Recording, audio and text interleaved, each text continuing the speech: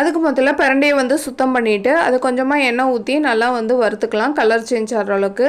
இப்போ வந்து பிரண்டை வந்து நல்லா வந்து கலர் வந்து சேஞ்ச் ஆகிட்டு பாருங்கள். இதை வந்து வேறு எண்ணத்தில் ட்ரான்ஸ்ஃபர் பண்ணிவிட்டு அதே எண்ணெயில் 1 ஸ்பூன் அளவுக்கு ஜீரகம், 1.5 ஸ்பூன் அளவுக்கு மிளகு வந்து சேர்த்துப்போம்.